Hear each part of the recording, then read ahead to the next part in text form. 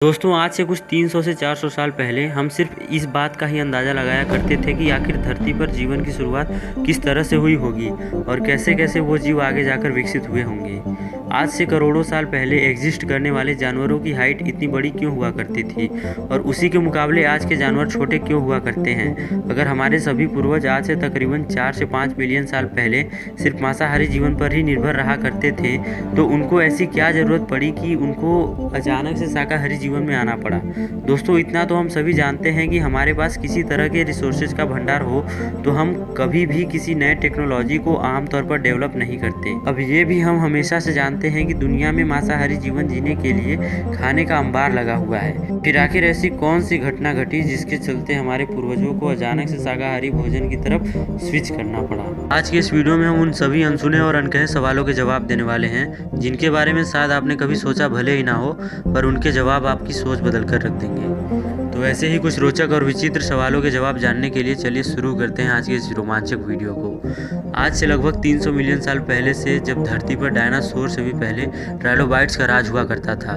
इनके बारे में बेसिकली आप ये समझ लीजिए कि ये हमारे सालों पुराने पूर्वज हैं जिन्हें आप बड़े बड़े जानवरों की उपाधि पाने वाले सबसे पहले ऑर्गेनिज्म के नाम से जान सकते हैं। ट्राइलोबाइट्स की उत्पत्ति से पहले आमतौर पर ऑर्गेनिज्म सिर्फ 1.5 से 2 फीट तक हुआ करते थे, लेकिन इनकी उत्पत्ति के बाद से धरती पर 3 से 3.5 फीट के जानवर आने लगे।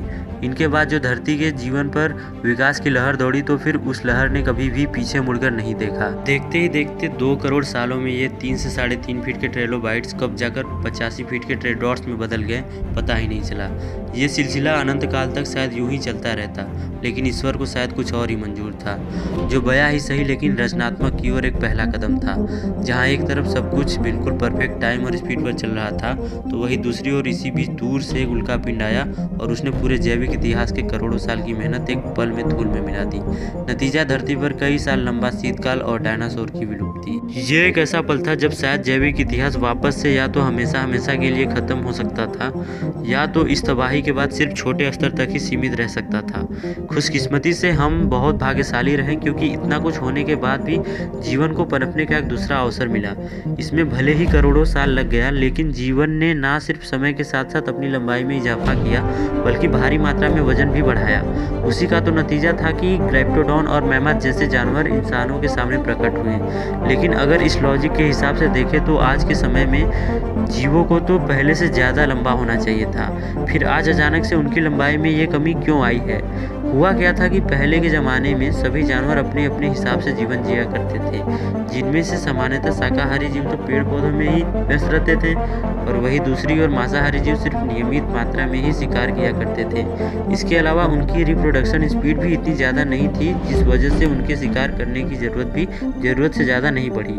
पर यह सब कुछ बदल गया जब धीरे धीरे आज से लगभग 1.5 मिलियन वर्ष पहले अर्ली ह्यूमन्स धरती पर आए। जब उन्होंने आज से लगभग 15 लाख वर्ष पहले शिकार करने की काबिलियत हासिल कर ली तो उन्होंने इसी काबिलियत के दम पर कई बड़े बड़े जानवरों को अपना शिकार बनाना शुरू कर दिया। हमारे पूर्वजों को ऐसे करने की मुख्यतः 2 कारण थे। पहला तो ये कि उनके पास ऐसे तकनीक और ऐसे हथियार हुआ करते थे जिसकी मदद से वो बड़े बड़े जानवरों का बड़ी ही आसानी से शिकार कर लिया करते थे। इसके अलावा बार बार किसी एक जानवर का या छोटे जानवर का शिकार करने से अच्छा था कि हमारे पूर्वज एक बार किसी बड़े जीव की हत्या कर ले। इससे न सिर्फ हमारे पूर्वजों की एनर्जी बची बल्कि उन्हें अपने जीवन की बाकी क्रियाओं के लिए भी समय मिल गया। अब इंसानों की उत्पत्ति के पहले क्या सिनेरियो था कि जितने भी जीव उस समय एग्जिस्ट करते थे वो एक नियमित मात्रा में ही रिप्रोडक्शन की मात्रा को अंजाम दिया करते थे, जिससे कभी भी धरती पर इनस्टेबिलिटी नहीं आई। पर उन्हीं जानवरों के मुकाबले इंसानों ने अपनी जनसंख्या को बहुत तेज़ी से बढ़ाया, जिसकी वजह से ना सिर्फ हमारी जनसंख्या में बहुत ही ज़्यादा वृद्धि देखने को मिली बल्कि हमारी खपत में भी बहुत बड़ा उछाल आया। अब ज़्यादा खपत का मतलब ज़्यादा खाने का इंतजाम करना, और उस वक्त खाने का इंतजाम सिर्फ जानवरों के मांस से ही किया जा सकता था। इसी कारणवश अपना और अपने परिवार का भरण पोषण करने के लिए जहाँ पहले एक इंसान सिर्फ एक जीव का शिकार किया करता था, उसने धीरे धीरे अपने परिवार का पेट भरने के लिए 2 से 3 विशालकाय जीवों को एक दिन में मारना शुरू कर दिया। और ऐसे ही न जाने कितने हजारों जीव थे जिनका आकार आज के जीवों के मुकाबले बहुत ही ज़्यादा हुआ करता था। पर क्योंकि हम इंसानों ने उन्हें इतनी अधिक तेज़ी से मारा कि धीरे धीरे उनकी जनसंख्या धरती पर कम होने लगी। और फिर एक वक्त ऐसा भी आया जब ये बुरी तरह से धरती से विलुप्त हो गए। यही कारण है कि ज़्यादा से ज़्यादा जीव आज से तकरीबन 1.5 मिलियन साल पहले ही विलुप्त होना शुरू हो गए, क्योंकि दुर्भाग्यवश हमारे पूर्वजों ने ही उनकी हत्या के पैमाने को ज़रूरत से ज़्यादा बढ़ा दिया।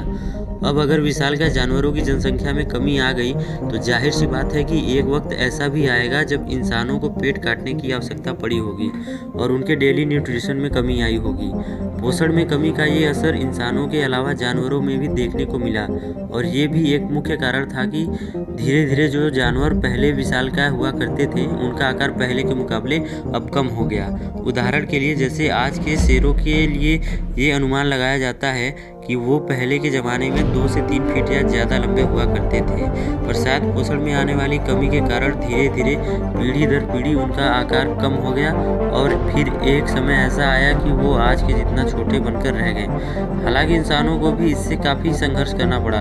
एक वक्त तो ऐसा भी आया होगा जब उनके आसपास के सारे जीव लगभग खत्म होते जा रहे थे। ये भी एक ऐसा पल था जब शायद पूरी मानव सभ्यता भूखमरी के कारण खत्म हो सकती थी। लेकिन वो कहा जाता है ना कि आवश्यकता ही आविष्कार की जननी होती है। ऐसा ही कुछ हम इंसानों के केस में भी हुआ जब हमारे पूर्वजों ने ये देखा कि सिर्फ दूसरे जानवरों का मांस खाने के भरोसे उनका जीवन संभव नहीं है, तो मजबूरी में ही सही पर उन्होंने एक ऐसे शांतिप्रिय तरीके को खोज निकाला जिसके कारण आज दुनिया भर में लाखों किसान मौजूद हैं। और शिकार करने के उसी अल्टरनेटिव का नाम था फार्मिंग। जब हमारे पूर्वजों के पास खाना खाने के लिए बहुत ज़्यादा कमी आ गई तो उनके पास किसी नए भोजन को खोजने के अलावा कोई और चारा नहीं था। मजबूरी में जब उन्होंने पेड़ पौधों की तरफ रुख मोड़ा होगा तो शुरुआत में भले ही उन्होंने जंगलों में मौजूद पहले ही उगे हुए फलों को खाया होगा, पर उन्हें जब इस बात का एहसास हुआ होगा कि इसे हम एक परमानेंट खाने के स्रोत में भी इस्तेमाल कर सकते हैं तो उन्होंने इसका सदुपयोग भी किया होगा और इसी कारण प्रथा शुरू हुई होगी खेती करने की और शाकाहारी जीवन जीने की। धीरे धीरे ज़्यादा से ज़्यादा लोग शाकाहारी जीवन जीने की ओर अपना रुख मोड़ने लगे और दुनिया भर में खेती करने का और फलों और फूलों के भरोसे अपना जीवन यापन करने का कॉन्सेप्ट काफ़ी जोरों शोरों से फैल गया। समय के साथ साथ कुछ बदलाव आते गए, कुछ निर्माण होते गए और देखते ही देखते एक के बाद एक आज हजारों ऐसी खेतियां हैं जो पूरी धरती पर हर कोने पर की जाती है। कौन सोच सकता था कि ये आपदा इंसानों के लिए खाने के लिए एक नए अवतार को जन्म देगी। और बस कुछ इसी तरह जन्म हुआ इंसानों के आधुनिक युग का। दोस्तों, अगर आपको वीडियो पसंद आया हो तो वीडियो को लाइक ज़रूर करना और चैनल को सब्सक्राइब भी कर देना, क्योंकि इस चैनल पर हम ऐसे ही इंफॉर्मेटिव और यूजफुल वीडियोज़ लाते रहते हैं। मिलते हैं नेक्स्ट वीडियो में, तब तक के लिए बाय, टेक केयर।